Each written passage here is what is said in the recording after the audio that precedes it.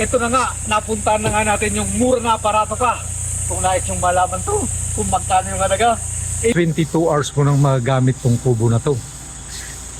Bali, 4 na kubo at isang malaki na mayroon aircon.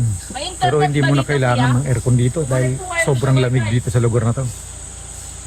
At yung mga pasilidad na yan, lahat yan magagamit na natin.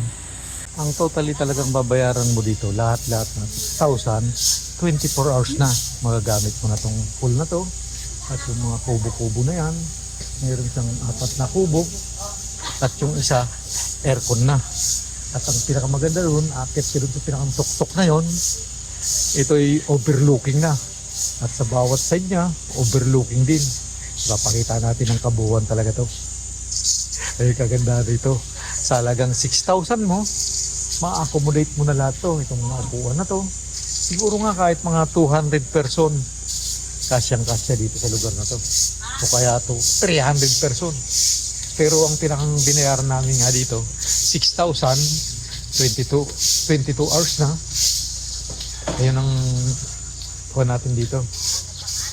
Kasama na lahat ng pasilidad. Nandun na yung lutuan, yung mga kutsara, plato, hindi yung plato, kaldero, at kung ano-ano pa ang kasama na doon.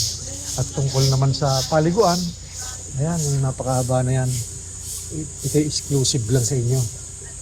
At banda sa unahan, nandun naman yung Puray Pools na napakaganda rin. Yan ang masasabi ko sa inyo. Kaya masasabi ni Mr. Pips dito, ito'y mura na, barato pa. Saan ka pa? Pag kailangan nyo nga pala to, madali lang hanapin yung Facebook page nila. 6,000 lang na, 6,000 lang. Buong pamilya mo o kaya barkada mo, may kasama mo na rito. At kung sakasakali man, mag-additional ka na lang. Kung halimbawa, marami talaga kayo, kung sandaan kayo, yung excess naman doon sa 30, per person na ata, 200 o 150 ang isa. Shoutout sa ating lahat at muli magandang umaga.